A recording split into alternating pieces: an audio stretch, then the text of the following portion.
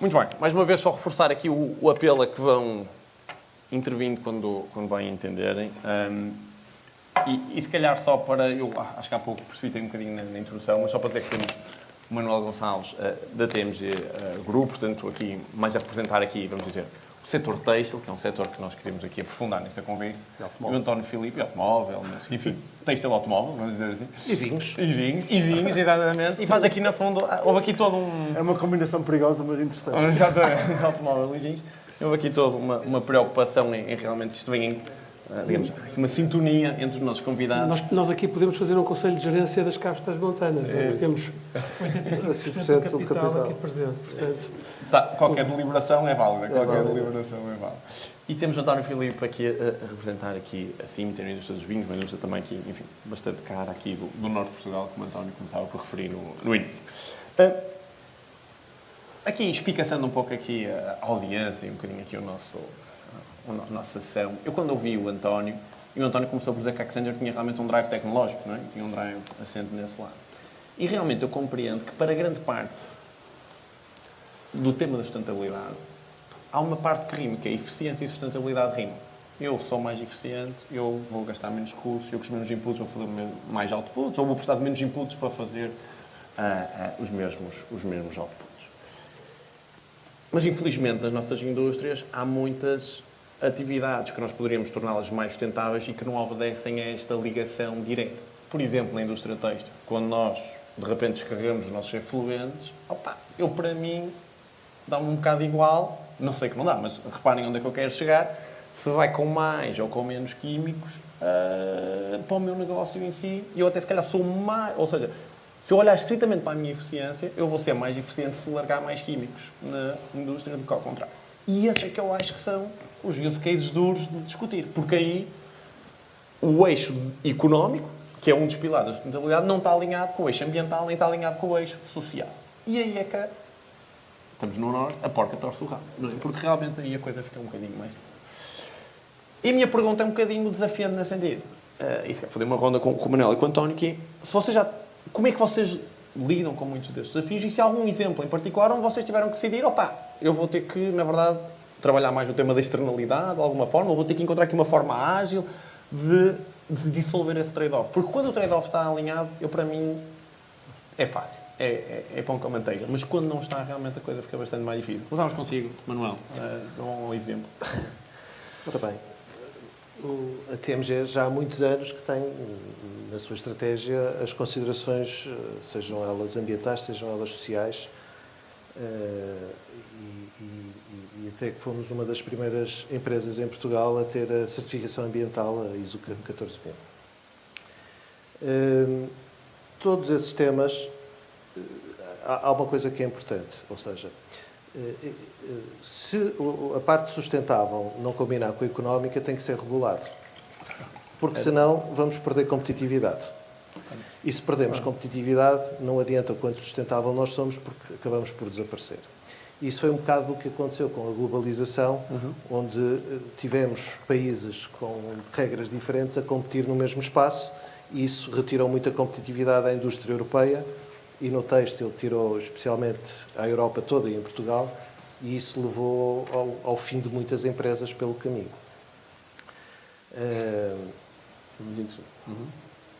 Portanto, nós como é que temos... Eu não sei se será o momento certo, mas obviamente que nos últimos anos a questão ambiental e a questão da sustentabilidade ganhou outro alarme social, e isto levou a que a empresa olhasse para estes temas com outros olhos. E com todo este ruído à volta da sustentabilidade também veio muita desinformação e muito greenwashing. E, portanto, em 2018 tomamos a decisão de aderir à United Nations Global Compact como uma forma de criar ali um framework que nos permitisse dar uma orientação de trabalho.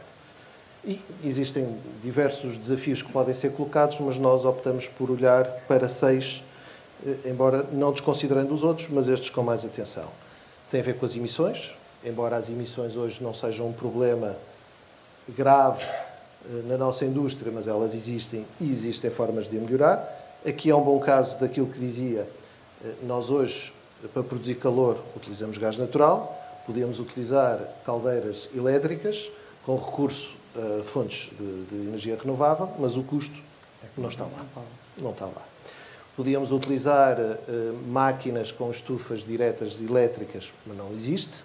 E, portanto, estamos todos preparados para, no momento em que haja ou disponibilidade do consumidor ou do cliente pagar, ou legislação que obrigue todos a estarem no mesmo campo de batalha, com as mesmas armas.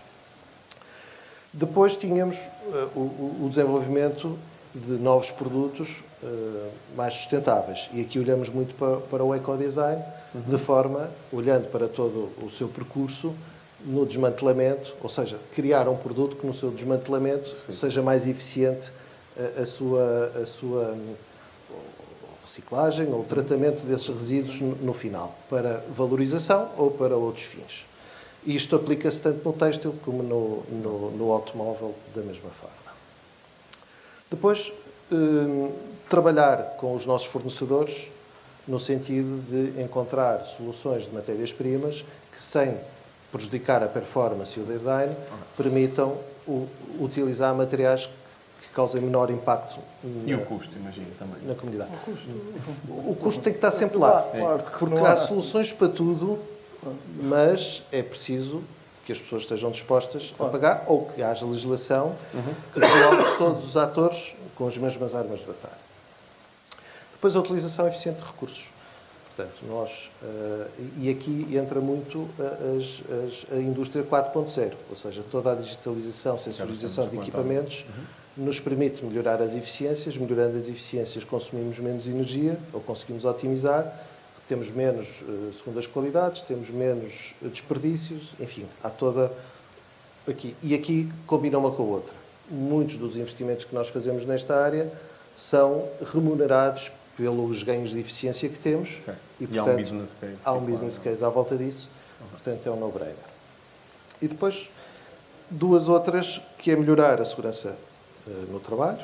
Portanto, isto é uma norma hoje. E aumentar a atratividade para os recursos humanos, como o António dizia. É uma dificuldade e, portanto, temos que criar atrativos e melhorar a nossa imagem para conseguir fazer isso. E, como tudo na vida, tudo isto é muito bonito, mas é preciso quantificar, é preciso medir, é preciso ver em que ponto é que estamos, para onde é que queremos ir e como é que lá chegamos e poder quantificar. Sim, eu já vou lá. Se calhar deixava essa parte toda aqui um bocadinho, que essa parte da medição do impacto era um ponto que eu queria ir. António, no fundo a mesma pergunta, como é que vocês veem este tema? Eu sei que este é um tema até está no limite, até no gênese da vossa visão enquanto empresa, sustentabilidade até nesta perspectiva muito médio prazo, longo prazo até. Como é que têm abordado este tema? E exemplos concretos? Em primeiro lugar, muito obrigado pelo convite, é um gosto estar aqui. Eu acho que vale a pena também falar um bocadinho sobre a palavra sustentabilidade, para começar, que tem sido, é uma palavra um bocadinho gasta, um bocadinho sobreusada, é também manipulada e, em alguns casos, é uma palavra que se calhar até não tem futuro. Não é? Se a gente pensar que o Elon Musk está a tentar criar uma vida multiplanetária porque não acredita que nós sejamos capazes de manter o mundo, ou, como aconteceu ontem ou anteontem, que aquele Doomsday Clock, não sei se viram, que marca o quão perto nós estamos do juízo final, do dia final, e que neste momento aponta para 90 segundos, num dia de 24 horas. Se perguntar a esta gente o que é sustentabilidade, se calhar terão uma resposta inesperada. Também, um outro tema que nós temos falado internamente muito é se nós podemos realmente falar sobre sustentabilidade ou redução de insustentabilidade. Porque aquilo que nós temos não é sustentável e, portanto, nós temos que fazer um crawlback importante em muitas áreas da nossa empresa, porque, de outra maneira, não haverá possibilidade de futuras gerações poderem ter acesso poderem ter capacidade de superar as suas necessidades. E nesse aspecto, eu convoco para aqui uma definição de uma professora que eu tive num curso da Nova, Robin Tagland, que basicamente diz que a sustentabilidade se tem de medir pela capacidade de nós podermos assegurar as necessidades de hoje, sem comprometer que as futuras gerações possam também assegurar as suas próprias necessidades. Foi talvez a definição mais interessante que eu encontrei. Mas, portanto, o tema... Essa rima com a visão da CIM, então. Por acaso dá jeito, mas não foi. Mas não foi. Nós também tentamos olhar um pouco para o tema da sustentabilidade de uma forma um pouquinho mais criativa. Então a gente fala nos pilares económicos, sociais, ambientais. E nós quisemos dar um pouco a volta para não cair sempre nos mesmos lugares comuns. E, portanto, também defendemos 3 pilares, mas numa lógica diferente. A primeira, que é responder aos nossos desafios comuns. Porque vivemos todos no planeta, não existem empresas no meio das ilhas, e, portanto, coisas como o carbono zero, o impacto das alterações climáticas, e no nosso caso, e podemos falar um bocadinho mais à frente, estamos a falar em mitigação ou adaptação às alterações climáticas e não eliminação de impactos climáticos, a biodiversidade. O segundo tema é liderar uma inovação sustentável, e vamos falar isso a propósito de alguns exemplos que temos em termos de embalagem, em termos de viticultura, em termos de enologia. E o terceiro pilar é cuidar das nossas pessoas e dos nossos lugares. Portanto, e é uma forma diferente de ver este tripé, muito assente numa paixão que a família e os seus colaboradores têm pela região do Mercado do Douro e pelo setor vitivinícola em Portugal. Uma visão a muito, muito longo prazo, estamos há 140 anos aqui e estamos já na 5ª geração, e sobretudo, estabelecer uma procura permanente de estabelecer relações fortes com os nossos clientes, com os nossos colaboradores, com os nossos fornecedores, com as comunidades onde estamos, com as pessoas com quem interagimos. Portanto, enfim, este é o contexto do tema da sustentabilidade, ou da redução da insustentabilidade. E no caso do Douro, temos muitos exemplos dos quais nos podemos falar, nomeadamente em termos da chuva, da utilização da água, das alterações climáticas em geral, e na questão do uso da tecnologia. A tecnologia, que eu sei que é uma questão que depois podemos falar, seguramente falaremos à frente, nem toda a tecnologia é boa para a sustentabilidade, não é? E se calhar um bocadinho podemos... Era um tema que eu queria explorar. Podemos falar sobre o quão negativa ela pode ser. Mas dar alguns exemplos em que nós acreditamos que estamos a usar a tecnologia de uma forma que serve os objetivos de sustentabilidade. Logo, por exemplo, ao nível do desenho de uma vinha nova. Ou seja, antigamente as pessoas conhecem aqueles terraços. Aqueles terraços não foram feitos com CAD há 100 anos, não é? Foram feitas por pessoas que foram aproveitando as encostas e os contornos das encostas. Hoje nós acreditamos que podemos otimizar a instalação de uma vinha usando modelos tridimensionais ou imagens em 3D, que podemos simular até o número de plantas por hectare que podemos plantar. Mais do que isso, podemos simular a forma como os terraços são capazes de aguentar a água que cai menos. No Douro Superior estamos a falar em 300 mil litros de água por centímetro quadrado e em Zão Frio em 800. Mas 300 mil litros é quase um nível africano de água. E, portanto, nós temos que desenhar, sendo que o problema é que ela cai menos, mas quando cai muito concentrado. Não é? E, portanto, como é que nós podemos desenhar os patamares de maneira a reter a maior quantidade de água possível, mas não tanta que faça cair o talude quando há uma enxurrada de água. Hoje isso é feito utilizando tecnologia. Pilar que o António mostrou muito simulação, não é? Sim, isso fazemos muito, simular, e depois podemos traduzir o modelo para a realidade usando guias laser instalados nos próprios veículos que vão desenhar os patamares. Fazemos isso hoje. Eu quero dizer uma coisa que digo sempre: uma empresa antiga não tem que ser velha. E a Ciminter é uma empresa antiga, mas não é toda uma empresa velha. Novas estratégias, por exemplo, para plantações. Não é? À medida que a temperatura sobe, e no Douro a temperatura mínima nos últimos 50 anos subiu 2,6 graus, a máxima 1,4 graus em média. Portanto, as pessoas podem dizer que pode ser causados por humanos ou não causados por humanos. Mas que sol. Mas que existe, não há qualquer dúvida que existe esta alteração. Não há. Portanto, o que é que nós estamos a fazer? Estamos a fazer isto há 20 anos. É que pegamos encastas que são mais incapazes de lidar com o stress hídrico e estamos a subi-las da montanha.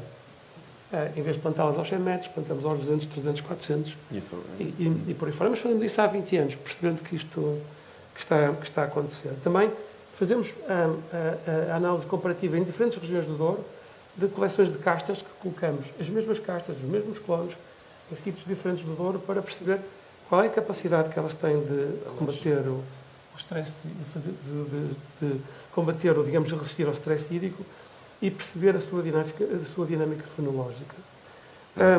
Uso eficiente de água. Isto é um projeto recente que nós temos.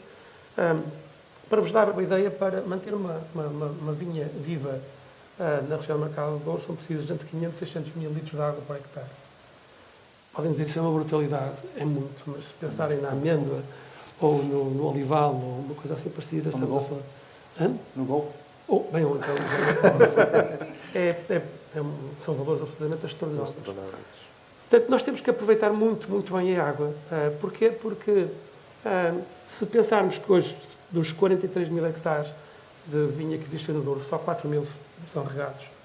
E se nós pensarmos num futuro em que teremos que ter necessidade de regar 20 mil, ou seja, metade da região do Mercado do Douro, nós vamos precisar de 120 milhões de hectolitros de água, coisa que não existe. E, portanto, temos que aprender a usar melhor a água. E então, como é que nós podemos fazer isso? Por exemplo, percebendo como é que a água circula dentro da planta.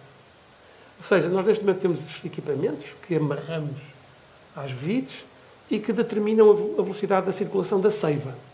E a partir da velocidade de circulação da seiva, nós calculamos qual é a transpiração da planta. Ou seja, a água é absorvida pela planta, parte dela é utilizada e outra parte é evapotranspirada.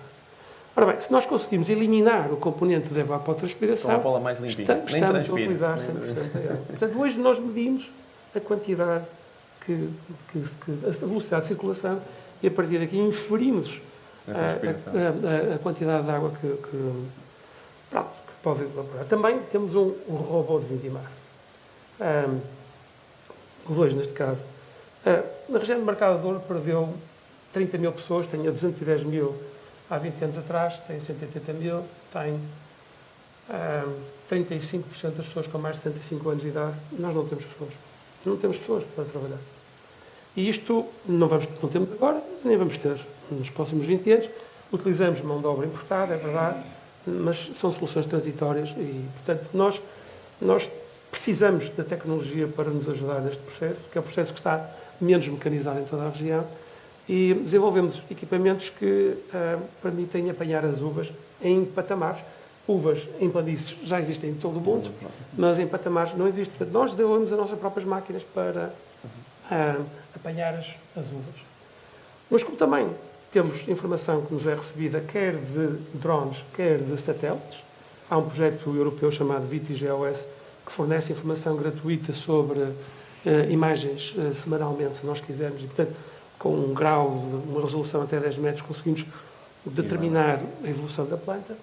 Nós conseguimos, por exemplo, dizer à máquina que vindimos 10 primeiros metros, para e vai até o 1,20 m e volta no 1,20 m a vindimar, porque entre o 10 e o 20 as uvas ainda não estão no ponto em que nós queremos. Portanto, eu tenho aqui mais 23 exemplos, se calhar. Não, deixa-me pegar aqui, António, porque eu acho que há aqui cruzando aqui um bocadinho os dois pontos, e o Manuel estava a dizer, ou isto nós conseguimos quadrar, ou prestamos regulação. Mas eu esqueci-me de dizer uma coisa, há bocado para dizer... Era outro exemplo?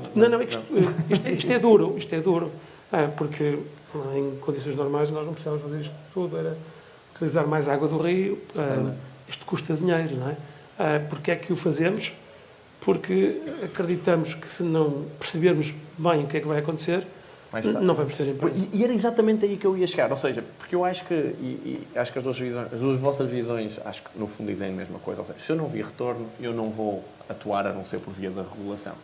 Mas o António está a trazer uma perspectiva bastante longo prazo, muitas vezes, para estes aspectos. Ou seja, o que é a medição de retorno? Porque uma coisa é eu medir retorno amanhã, na próxima semana, a possibilidade das próximas gerações continuarem a fazer negócio. E se calhar a pergunta até era mais para ti, António. Tu vês os teus clientes cada vez mais a quererem compreender como é que essas soluções vão impactar, lá está, não os resultados quadrimestrais, mas os resultados anuais ou plurianuais? Ou vês ainda, mesmo assim, apesar de todo o ruído, um pouco como chamaram há pouco, na verdade, ao fim e ao cabo, opá, eu tenho um shareholder que está à espera de ver isto no próximo ano e era bom que isto quadrasse ou se não é para esquecer? Eu não posso ser... Começando por separar. As empresas que estão cotadas apresentam resultados quadrimestrais. E são ambientes muito duros do ponto de vista daquilo que são os resultados financeiros. Portanto, eu acho que as empresas têm de fazer o exercício de conseguir quadrar e fazer um caminho, muitas vezes muito difícil, que é encontrar os business cases e as eficiências que vão suportando até, eventualmente, acomodar algumas ineficiências de outras iniciativas. Porque eu acho que sem resultados não conseguimos e acho que temos sempre de quadrar estes vários aspectos. Dizer, talvez, do lado mais positivo, talvez uma boa notícia. Também as empresas estão cotadas, as suas obrigações de reporting estão a aumentar drasticamente. E o acesso a financiamento? E o acesso a financiamento vai-se restringir. Portanto, há todo um conjunto de variáveis que estão a criar as condições para ser mais competitivo nós fazermos aquilo que devíamos fazer. Portanto, ou por via da regulação, mas muitas vezes essa regulação é uma regulação que é um sistema que nos empurra para o ponto de não. No outro dia, estava, ainda a semana passada, com um conjunto de colegas a discutir vários temas e um deles estávamos a discutir este tema muito focados na área de energia. Depois, uma das áreas onde trabalho muito é em energia. E estávamos a falar de uma indústria que é a indústria do aço, mas relativamente ao setor automóvel. No fundo, o setor automóvel tem muito bem controlado aquilo que nós chamamos de emissões Scope 1 e 2. Eles já há muitos anos que trabalham nisso, portanto, têm isso muito sob controle, mas depois olham para e agora o mercado começa-se a perguntar: espera aí, mas as emissões de Scope 3, isso não me parece estar sob controle. Mas que vale a pena fazer só um apanhado rápido, que é esse? Não, eu estava... Um, são as diretas, dois, ainda indiretas, mas muito ligadas à energia, ainda dentro das nossas fronteiras, e três, é a cadeia toda, desde clientes, fornecedores, etc. E, portanto, o setor automóvel é muito impactado, tem a 1 e a 2 sob controle, mas é muito impactado ainda por toda a sua cadeia logística, por emissões aos vários níveis, emissões e outros impactos. E uma das áreas mais importantes é o aço. E, portanto, eles começaram a ser pressionados e, de repente, eles próprios começam a pressionar a indústria do aço, a dizer: nós precisamos de aço cuja fonte de energia seja uma fonte de energia mais sustentável. Portanto, a determinada altura, já não é vocês vão ter de arranjar uma forma eficiente de fazer isto, não é? Mas agora vou... É licença para operar. É licença para operar, não é? Portanto, nós chegamos a uma altura de dizer: ok, era um pouco como dizia o Manuel dizia, eu tenho de estar preparado para mudar, porque a qualquer momento podem-me tirar fora do mercado, podem-me dizer: olha, não, a partir de hoje, esses fornos a gás já não aceito isso. E, portanto, eles têm de estar preparados para mudar. E, portanto, eu acho que há um contexto que impele a mudança. Agora, quem for mais rápido com a regulação ou com os clientes pode acabar fora do mercado. Portanto, é preciso ter cuidado com os voluntarismos. Com o timing da coisa. E a segue para o cliente era onde eu queria chegar a seguir. Estas duas indústrias são indústrias em que se vê rapidamente a ligação ao cliente. Não é? Tanto a indústria têxtil como a indústria vinícola. O que é que o cliente vos tem empurrado neste sentido? Não tem empurrado? Vocês veem aquilo que todos falamos do price premium? Isso existe? Ou é do género das sondagens, como há pouco falávamos, ninguém vai votar no Chega e depois tipos têm 25%? O que é que... ou seja, normalmente há uma diferença muito grande entre aquilo que são os stated preferences e as revealed preferences, não é? Aquilo que realmente as pessoas dizem que vão fazer, aquilo que fazem. Nos vossos dois setores, como é que vocês fazem essa leitura? O meu setor está um bocadinho atrás. Ou seja, nós não trabalhamos diretamente com o consumidor final, embora temos uma pequena unidade que trabalha, mas não na generalidade do nosso negócio. De qualquer maneira, eu acho que o tema da sustentabilidade nunca há de ser impulsionado pelo consumidor. Acho que é bom todo este trabalho que se está a fazer de o preparar para mudanças que venham à frente e eles possam entender porque é que as regras mudaram. Porque eu costumo dizer, o consumidor, o público em geral, vive com um orçamento contado e, portanto, tem que fazer opções. E fazer opções de sustentabilidade por coisas mais caras vai ter que abdicar de outras coisas. Uma questão muito premium, de nicho, no fundo. Exatamente. E o consumidor não está pronto para o fazer. Aliás, uma das discussões que se põe muito nesta área é que a sustentabilidade não tem que ser uma coisa de nicho, tem que chegar às massas. Mas para chegar às massas é preciso que seja competitivo e que não tenha perda de performance. Se olharmos para o carro elétrico, ele só terá o sucesso devido no dia em que estiver equiparado em termos de custo com o carro de combustão.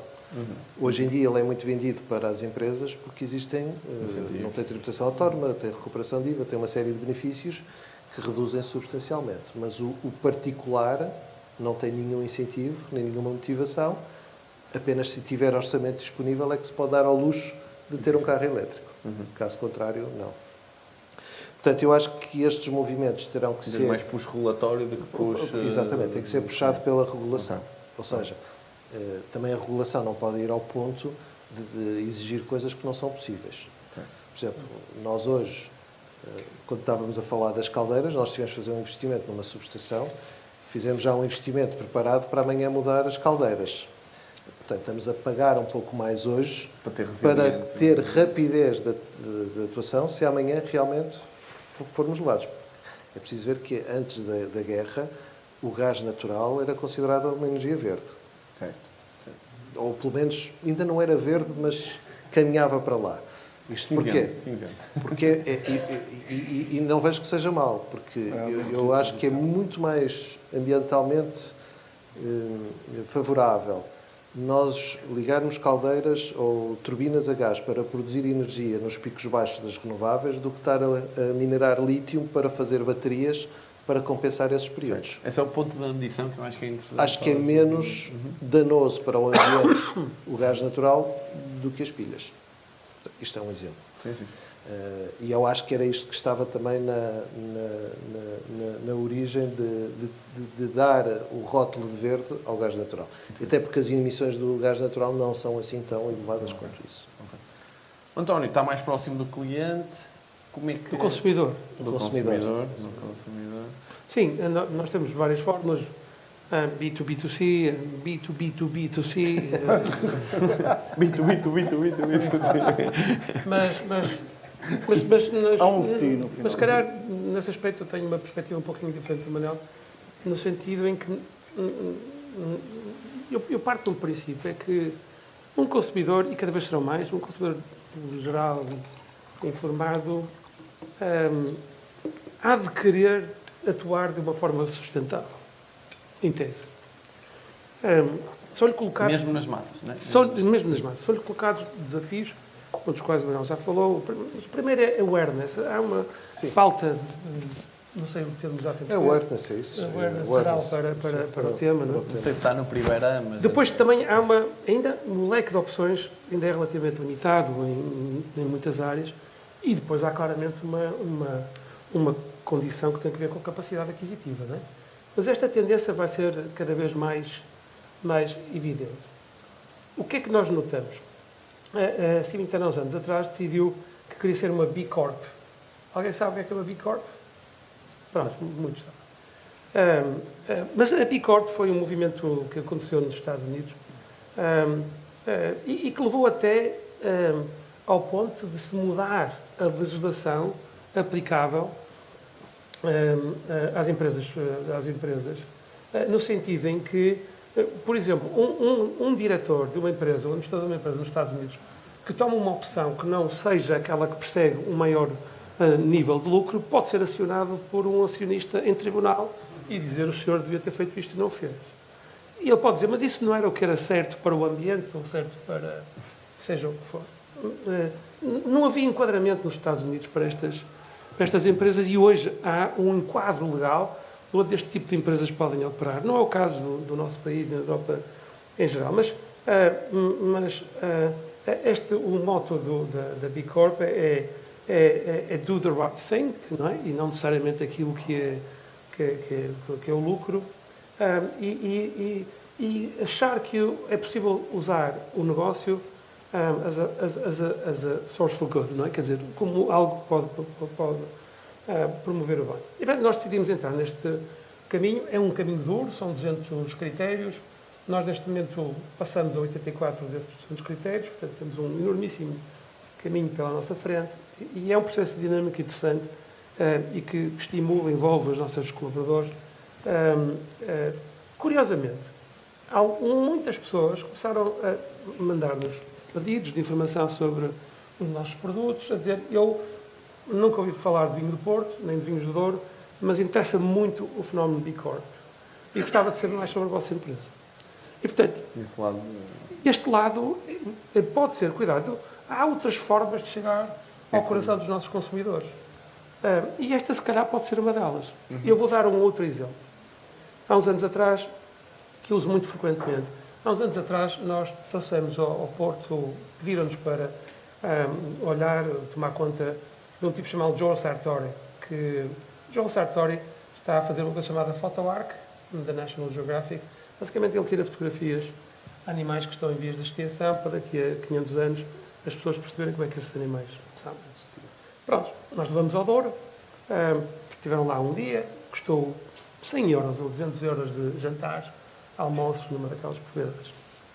Pronto, calhou que ele tirou uma fotografia a um pequeno animal, por sinal muito feinho, que vive nos afluentes do Rio Douro, Desmond, e calhou de ser um animal 8000. E ele tirou uma fotografia, meteu no site da National Geographic, a dizer muito obrigado Symington Family Estate, muito obrigado CBO no Porto pelo facto de me terem permitido tirar a fotografia 8000. No dia seguinte estavam lá 2,1 milhões de likes.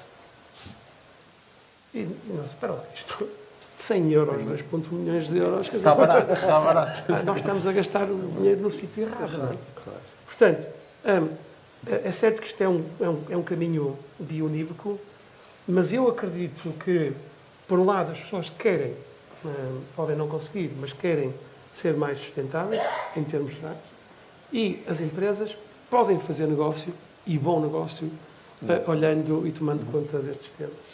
Muito bem. Do ponto de vista regulatório, sobretudo, o que eu vejo é que permita funcionar como um level playing field para todos os operadores e que impeça as situações de greenwashing que são mais que muitas todos os dias. Não é? Portanto, aí vejo o caráter.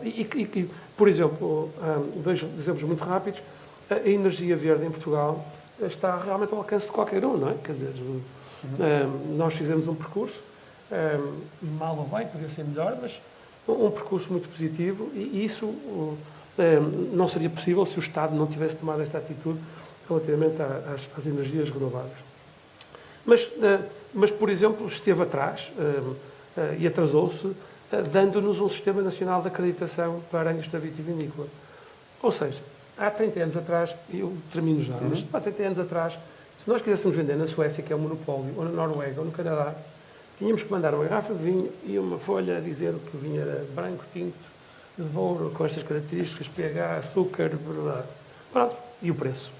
Eles analisavam e decidiam se o vinho era bom ou não para vender no canal. Pois a componente técnica do tender, não é para aí 10%. Eles querem saber o que é que vocês estão a fazer do ponto de vista ambiental. O que é que vocês fazem às vossas pessoas. Como é que tratam a energia? E isso vale 90% do questionário. Isso mudou completamente. E nós, em Portugal, não tínhamos um sistema nacional de acreditação, ao contrário de Nova Zelândia, de Espanha, de Itália, que dava pontos para encaixar, para quem tivesse. E, portanto, os vinhos portugueses estavam sistematicamente abaixo e, digamos, com menor capacidade de competir, porque não pontuavam no sistema nacional de... Portanto, a regulação aí até ajudou, no fundo, a ser mais competitivo no limite. Claro. Nesse caso, até foi por um lado. Isso é interessante. António, uma das coisas que vejo aqui e que acho que vai de encontro também ao que o Filipe disse no início, isto às vezes quer dizer muitas coisas, não quer dizer nada, e o Manuel dizia há pouco, é preciso medir, não é? E é preciso nós sabermos aqui o que é que realmente estamos a falar. Que métricas de sustentabilidade e que vocês veem como mais comuns, mais accurate? Porque eu acho que realmente muitas vezes nós nem temos bem noção se isto é mais sustentável. Lá está, gás natural, mais baterias. Qual é que é o scope que estamos a olhar? Qual é o time frame? Não é? E às vezes acho que rapidamente podemos ter conclusões muito diferentes sobre... Eu sei que é uma pergunta ingrata, mas como é que tens visto essa evolução das métricas de sustentabilidade? Evolução correta, não correta? Que tipo de métricas? E depois também, no fundo, também queria perceber como é que vocês medem realmente essa vossa atividade nesse aspecto. Volto a reiterar, nós ficamos aqui entretidos, mas a ideia é que vocês pudessem aqui também introduzir aqui outros elementos que vos parecem mais relevantes para a discussão. Também, portanto, estejam à vontade para intervir. Bom, talvez Para dar aqui 2 segundos ao António para refletir sobre isso. Talvez dizer, em primeiro lugar, que eu concordo com o António dizia. Eu acho que a perspectiva da sustentabilidade, a sustentabilidade já existia antes destas coisas todas que a gente está a falar. Portanto, acho que a sustentabilidade é de facto nós conseguimos consumir recursos, deixando os recursos suficientes para as próximas gerações poderem desfrutar do que nós desfrutamos. Por exemplo, este tema do Douro preocupa-me. Pode haver vinhos que algumas gerações já não vão desfrutar por incapacidade de produzir. Mas vá consumindo até lá. Não? É isso, é isso. Não, eu comigo. Depois falo disso no fim, mas essa parte sim. Lá chegaremos. Mas, relativamente ao tema das métricas, o tema das métricas, ao contrário do que possas imaginar, ao dia de hoje, é a maior preocupação de toda a gente. Toda a gente está preocupada. Aliás, há quem não esteja muito preocupado com este tema da sustentabilidade. Agora, o tema das métricas é que é um tema importante. E isto está a aterrar na mesa de quem? Isto está a aterrar na mesa dos CFOs. Estamos menos sustentáveis que não estou a brincar. Não, mas são os CFOs. Não está muito a aterrar nas mesas dos CEOs, não está no COO, não, ou do tipo de indústria. Não, está a aterrar na mesa do CFO. O CFO está a dizer, estão-me a pedir uma data de reportes, de métricas, e vamos nos arranjar para fazer isto. E eu acho que essas métricas, neste momento, eu estou a falar em escala, não é? Depois eu acho que as empresas, as maiores, nomeadamente, podem ter, as métricas vão de acordo com as suas preocupações. Mas em escala, é isto que está a acontecer. E, portanto, o que está a acontecer agora é nós estamos a começar a olhar para a sustentabilidade e a decompô-la em métricas que, talvez a principal e as mais divulgadas, Carbon emission. são as emissões de carbono, são todo o tema de consumo energético e são também o tema das fatalidades e segurança. Acho que estas são as 3 métricas que tenho visto em maior quantidade. Nas empresas mais, talvez as que já estão a fazer um percurso mais longo,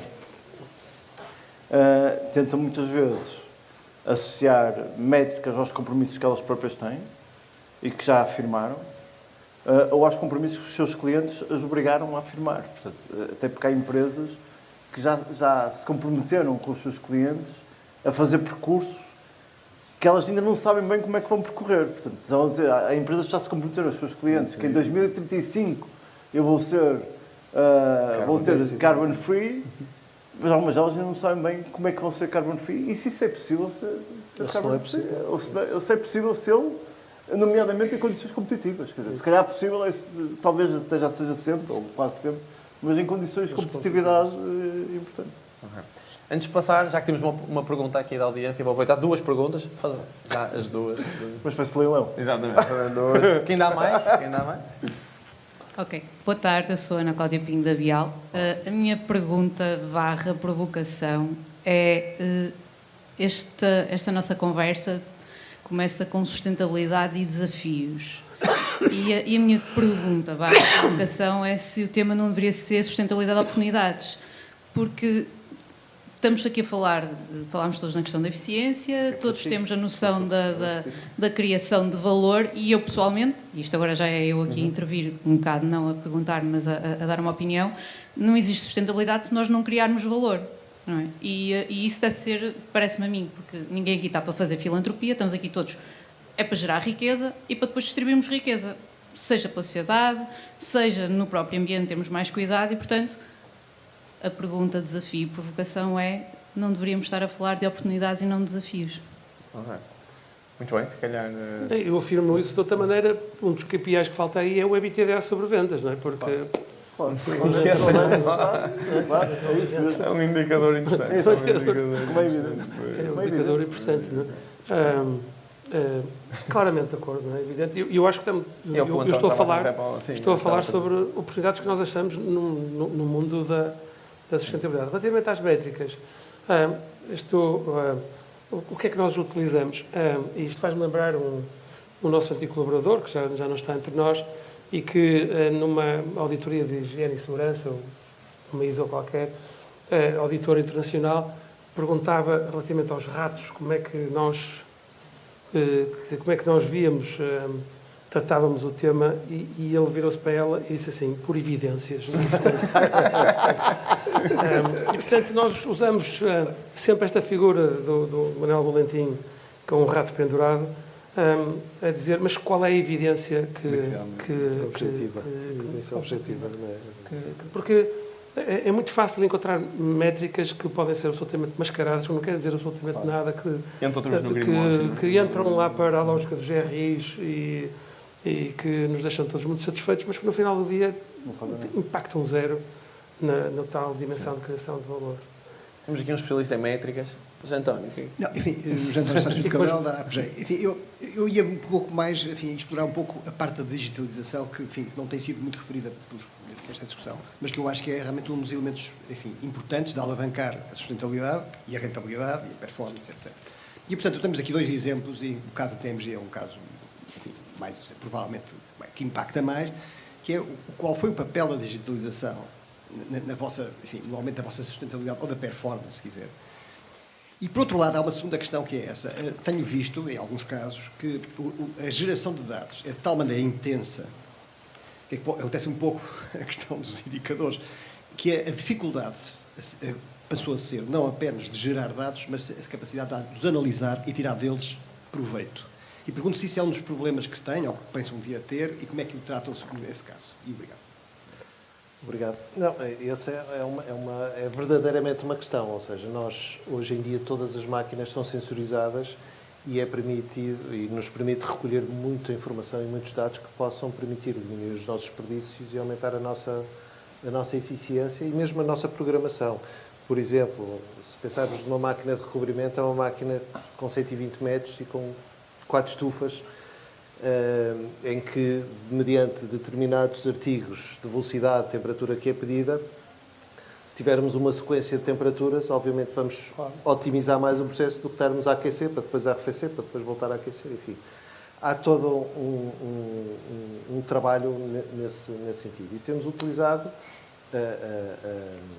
a digitalização exatamente nesse sentido, ou seja, não só na recolha de dados, mas também no tratamento. Aquilo que vemos com grande entusiasmo, e eu pessoalmente, é toda a parte de Deep Learning e Inteligência Artificial. Ou seja, um dos exemplos que eu dou mais circunscrito, e aqui falando um bocadinho mais virado para o têxtil vestuário, um dos problemas é cor. Fazer cor não é uma tarefa simples. Nós não fazemos uma formulação de corantes e temos um resultado, porque há muitas variáveis envolvidas nesse processo. E, normalmente, o que acontece, existem 4 ou 5 ou 6 tentativas antes de atingir a cor certa. Portanto, se nós tivermos sistemas que nos permitem fazer leituras do substrato, porque o substrato varia mediante as origens da matéria-prima ou dos estados de maturação da matéria-prima, se for matérias-primas naturais. Portanto, a mesma formulação funcionou hoje, pode não funcionar amanhã. Os próprios fabricantes de corantes, de lote para lote, vão ter diferenças de rendimento dessa mesma cor. Portanto, se amanhã conseguirmos juntar toda esta informação, em que lhe damos uma amostra do substrato, damos uma amostra de cada um dos lotes e ele dá-nos uma formulação e, com isto, reduzimos dramaticamente os desperdícios de produtos químicos, conseguimos acertar à primeira e reduzimos bastante os reworks, porque muitas vezes, mesmo na prática, as condições mudam e obriga a rework.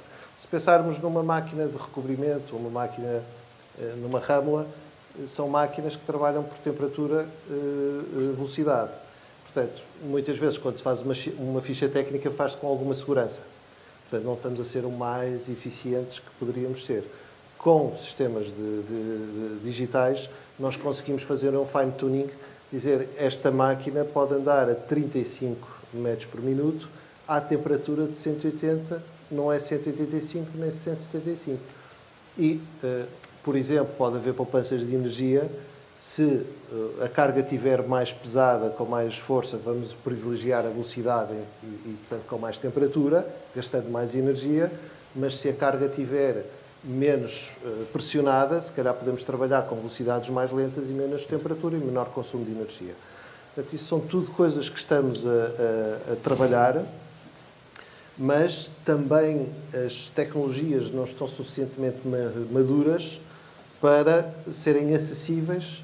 Agora estamos com pequenos projetos a aprender, para que assim que as tecnologias que vão desenvolver muito rápido e estão a aparecer muito rápido, podermos rapidamente escalar. Eu fico absolutamente impressionado com as tecnologias de inteligência artificial de geração de imagens. É absolutamente incrível. Ou seja, nós temos alguns projetos no têxtil e agora estamos a procurar, ou seja, já estamos numa fase de desmaterialização de produto, ou seja, nós hoje simulamos coleções todas em ambiente virtual, todos os tecidos que nós desenhamos, não precisamos de fazer amostra física para ter uma fotografia do tecido, não precisamos de uma amostra física para vestir um boneco com essa peça. Mas é curioso que depois com a imagem generativa conseguimos transformar o boneco, o avatar que criamos numa ferramenta tipo Flow, e o boneco tem que ser criado em DAS porque tem melhor qualidade, mas depois transferido para Flow 3D, e depois com estes sistemas de regeneração ele dar características de pele, de relevo. Epá, é absolutamente impressionante. Muito bem. No mesmo tema também, há um senhor que disse, um senhor Roy Amara, que disse que nós tendemos a subestimar o papel da tecnologia no curto prazo e a subestimar o impacto que ela tem no longo prazo, tanto nos planos negativos como nos planos positivos. E para nós não é certo que a tecnologia seja sempre a solução e seja o caminho, nomeadamente o digital. Aliás, há um estudo feito, um paper muito interessante feito por gente muito capaz, que tem pai de 2 ou 3 anos, em que basicamente pegam nos objetivos de desenvolvimento sustentável e verificam os impactos positivos e negativos que a tecnologia pode ter. E, por exemplo, no objetivo 1, que tem a ver com no poverty, a inteligência artificial, concretamente, que foi aquilo que eles investigaram, pode ter um papel para agravar os indicadores pela via da polarização. Não é? Também, ao nível da educação de qualidade, que é o objetivo 4, a situação é a mesma, ou seja, os fenómenos de concentração de riqueza e de polarização de recursos vão tornar, se calhar, estes... Não é sempre win-win.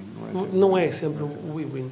Depois, por exemplo, no caso, basta pensar os computadores que são necessários para gerir isto tudo e a quantidade de energia que é necessária e, portanto, quando nós estamos a falar em clean energy, que é o objetivo 7, se calhar também não...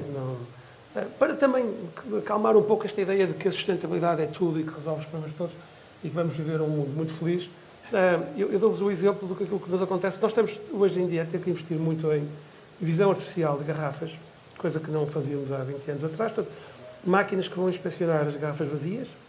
Já tínhamos muitas para garrafas cheias, mas para garrafas vazias, para verificar vários pontos da garrafa. Porquê? Porque hoje em dia, em que a incorporação de reciclado numa garrafa verde é 65%, 70%, não sei, que alguém da Geográfica me pode ajudar, mas é por aí, não é? Eu não sei se é a experiência vossa, mas seguramente é a nossa, que estamos a ter cada vez mais defeitos críticos, nomeadamente uma coisa chamada infundidos, que podem representar um problema para a saúde dos consumidores, porque, ou, por exemplo, porque o reciclado não é puro. E basta ter um pouquinho de cerâmica, por exemplo, umas chávenas partidas, que têm uma temperatura de fusão nos fornos muito maiores. E essas partes não vão fundir e vão aparecer dentro de garrafas, podendo provocar problemas. Portanto, é verdade que é fantástico que nós podemos usar mais reciclado, mas também representa, do ponto de vista tecnológico, um desafio muito maior apanhar esses efeitos críticos que há 20 anos ou 30 anos que eram bem menores.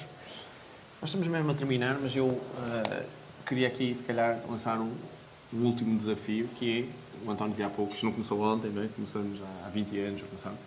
Nesta jornada, qual é que foi a lição que vocês achavam que seria interessante partilhar nessa jornada que vocês lançaram de serem mais sustentáveis, ou seja, como diferentes... Mas que realmente é algo que vocês acharam que foi determinante, que foi realmente a tecnologia, o papel das pessoas? O que é que para vocês realmente vocês destilariam como a mensagem que vocês gostariam de deixar aqui para finalizar o painel?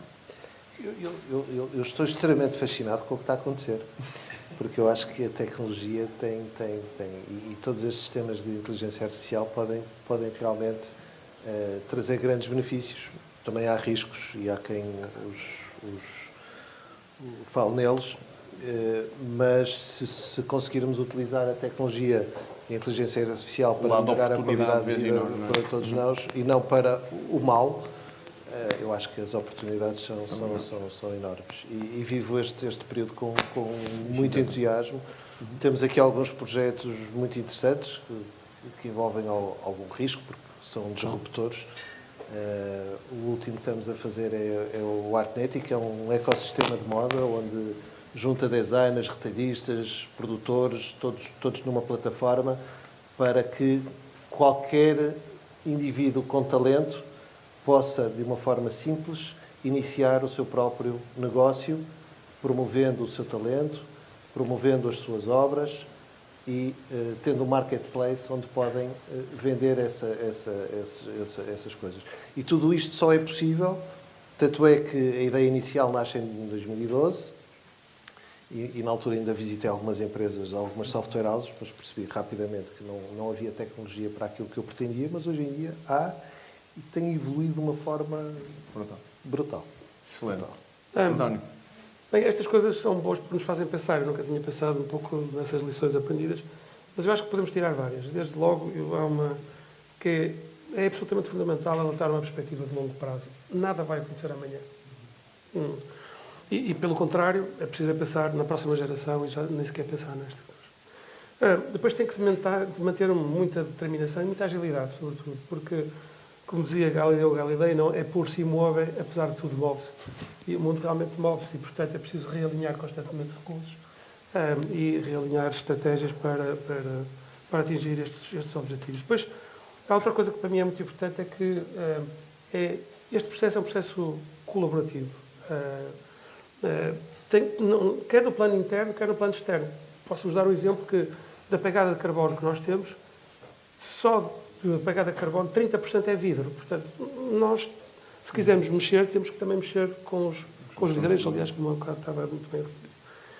Portanto, colaborativo, quer no plano interno, quer no plano externo.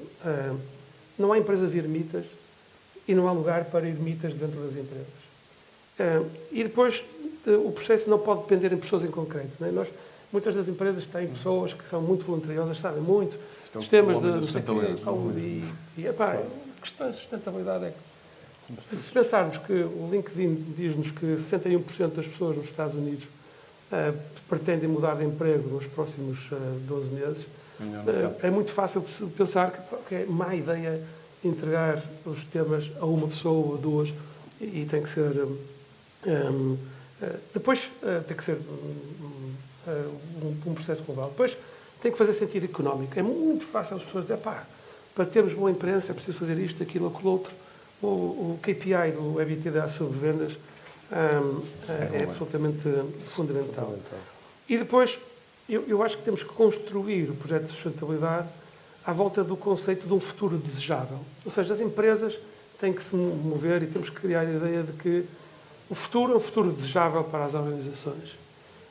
E dentro disso, o tema da sustentabilidade pode ser um driver fundamental para encontrar esse desejo e essa aspiração a um mundo desejado. Muito bem, eu estou aqui a olhar para o relógio do António, são 7h01, mas eu queria realmente terminar por agradecer imenso ao Manuel, imenso ao António, mas talvez um agradecimento ainda mais especial aqui ao António por ter preparado, por nos ter recebido, e portanto, em nome da APJ, muito obrigado.